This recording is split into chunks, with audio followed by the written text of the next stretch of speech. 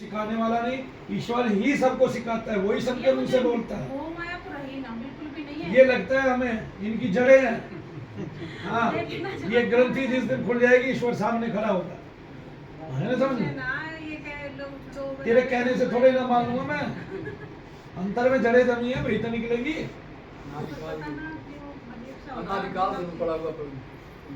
और पिछले जन्मों से भी जन्मों के संस्कार पड़े हुए हैं।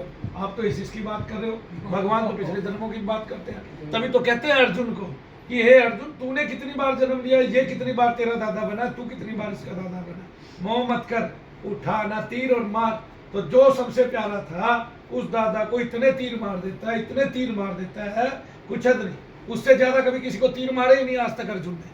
ठीक है, जितने आज तक तीर चलाए उतने सारे उसके शरीर को भेज देता है, अपने दादा के शरीर में।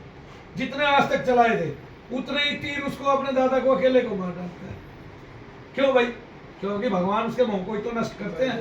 तो ऐसे मोह नष्ट हो जाता है उसका।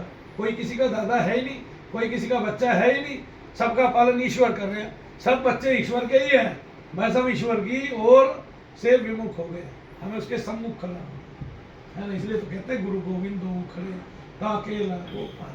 चलिए एक तत्व की प्रार्थना करते हैं। बोलिए, आंखें बंद करिए, कमर सीधी करिए, बोलिए ओम गुरुर ब्रह्मा गुरुर्विष्णु गुरुर्देवो महेश्वरा गुरुर साक्षात् परब्रह्मा तस्मै श्री गुरुवे नमः। अखण्डमण्डलाकारं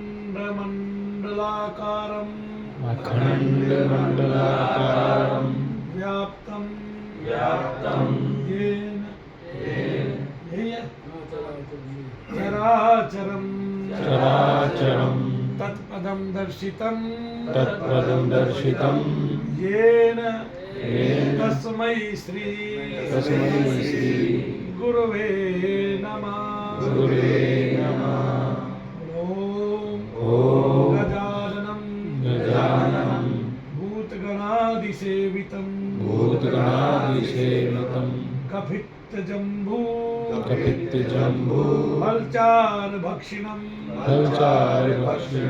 उमाशुतं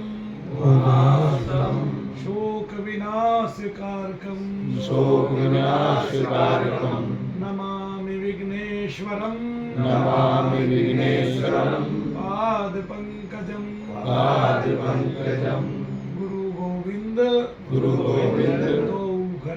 दो खड़े आके लागू पाए बलिहारी गुरु आपने गोविंद दियो मिलाए। जो मंत्र आप जप कर रहे हैं, जब उस मंत्र का होगा, चाहे वो आज हो आपका, चाहे वो कल हो, चाहे उसकी सृष्टि अभी इसी क्षण हो जाए, तब उस सृष्टि में, उस क्षण में आपका मेरा गुरु होना सफल हुआ, मैं ये मान लूँगा।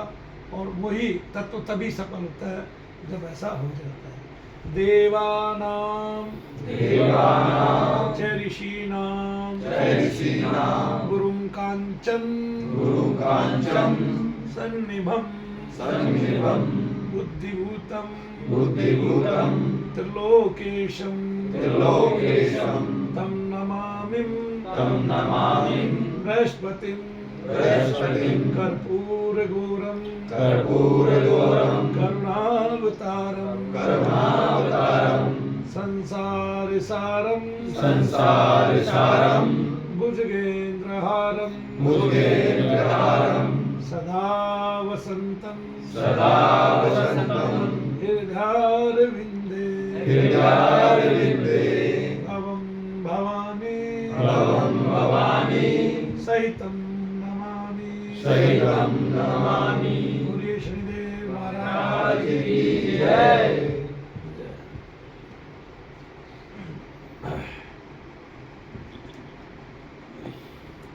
दो दिन में आप सबका ही विकास होने वाला है, अपने आप को स्थिर करके। ठीक है, ये जप करो। ठीक है, आज 2 जगह जप करना है, नीचे और ऊपर। तो इसमें थोड़ा सा आपका प्राण साथ में लगेगा, ठीक है। कई बार श्वास का पता नहीं चलेगा, श्वास की गति धीमी होगी, तब मन और प्राण दोनों एक साथ डूबते हैं। तब हमें पता चलेगा कि हमारे जितने भी पुराण आदि हैं उनमें क्यों लिखा है कि मन और प्राण एक साथ संपृक्त होते हैं, यानी कि स्थिर हो जाते हैं। तब ऐसे होगा, और जब वो संपृक्त होंगे, स्थिर होंगे, तब आपको समाधि लगेगी, और कुछ देर बाद वो भंग भी होगी, लेकिन उसमें वित्थान भी आएगा। लेकिन जब आपका ईश्वर में प्रेम जाग जाएगा, तब वो लंबे समय तक, यानी कि दीर्घ अवधि तक आपकी समाधि चलेगी। उस समाधि में आप आत्मदर्शन करोगे, अपना दर्शन करोगे, आपको देव कृपा मिलेगी, ठीक है ना। हाथ ऐसे करें, आंखें बंद करें, मैं देखता हूँ अभी किस किस को शक्तिपात होता है, ठीक है ना। सभी करें।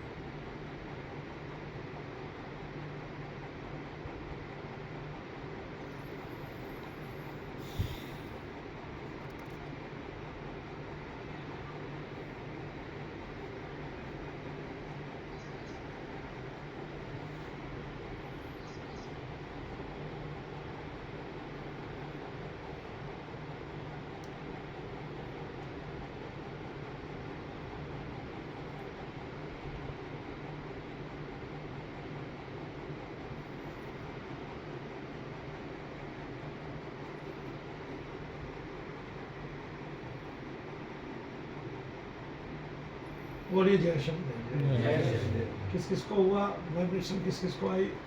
वो एक राजू के अलावा किसी को नहीं, मेरे को भी आई। आई ना तरंगे आएगी, कहीं भी महसूस होगी। तरंग आनी चाहिए, ऊर्जा मिलनी चाहिए, साथ में भाव आना चाहिए। जब ऐसे ऊर्जा मिलनी शुरू हो जाएगी थोड़ी थोड़ी देर में, तब ये हो गई है, अभी और बढ़ेगा ना, अभी और बढ़ेगा। शरीर का घूम नहीं रहा था, ऊर्जा घूमती है, शरीर नहीं घूमता। शरीर ऊर्जा के सामने कुछ नहीं, ठीक है ना। तो सुबह से ये सो रहा था, जब आप आए तो जब शांत हुआ, नहीं तो पूरा एक साथ कंपन हो रहा था ना, हाँ, तो ये ऊर्जा ही तो है। और मुझे लगता नहीं तुम्हें अब कुछ अंतर में महसूस होता है प्रेत आदि का? क्या महसूस होता है? पेट पेट में रह गया, ऊपर तो नहीं आता अब सर पे, यहाँ आता है। जब जाप करते हो तब दबाव तो नहीं पड़ता? थोड़ा हल्का पड़ता है, पहले से कम हो गया ना। आज जो मन की साधना करोगे तो इससे और हल्का हो जाएगा। अब देखो, इससे ये भी सारा खत्म हो जाएगा और आपकी आगामी चीजें फ्री हो जाएंगी, आगामी पंक्ति मिल जाएगी आपको साथ साथ, ठीक है ना। तो प्रेत वालों को तो इसलिए मैं साधना कराता हूँ ना, लेकिन वे कर नहीं पाते हैं, उनका मन रहता नहीं है। नहीं लगता कभी। आगे ना समझ में, वो मन नहीं लगने देता। इतने लोगों में मन लग जाता है। मैंने तुम्हें अकेला इसलिए नहीं छोड़ा क्योंकि शुरुआत जब होती है जीवन की साधनाओं में, तब क्या होता है, तब एकांत जो है, अब वो कोई कोई एकांत में पार पाता है, उसको पहले कोई दोष नहीं होना चाहिए, ठीक है, एक उसका मन अच्छे से ईश्वर का निर्णय लेने वाला होना चाहिए। क्यों? क्योंकि मुझे तो पहले ही 24 दिन में देव कृपा से उन्हीं की तस्वीर की आंखों से तो रश्मियाँ मिल गई, अब मैं तो उससे लग गया, मुझे तो ईश्वर ने अपनी ओर खींच लिया, आ गए ना। मेरे को तो फिर पागलपन का दौरा उठ गया 5-6 साल के लिए, नहीं समझा? तो वो दौरा आपको उठ जाएगा, तब तो कोई दिक्कत ही नहीं है, तब तो आपको एकांत ही पसंद आएगा, आप रहोगे ही नहीं किसी के साथ, ठीक है। जंगल में एक कोने में बैठ के, दीवार पे बैठ के, क्या कहते हैं, शमशान में बैठ के आप जब करने लगोगे, अगर गाँव में रहते होगे तो, ठीक है, अपने घर की छत में बैठ के उल्टा मुंह करके, घर के कमरे के कोने पे उल्टा मुंह करके जाप करने लग जाओगे, ठीक है। और जब भी कोई विषय आएगा, सिर पे हाथ मारने लग जाओगे, चिल्लाने लग जाओगे जोर जोर से, भाग ससुरे भाग, ठीक है, मैं बताऊं, तब दूसरा आदमी समझेगा तू पागल है, ऐसा व्यवहार कर रहा है, ठीक है ना।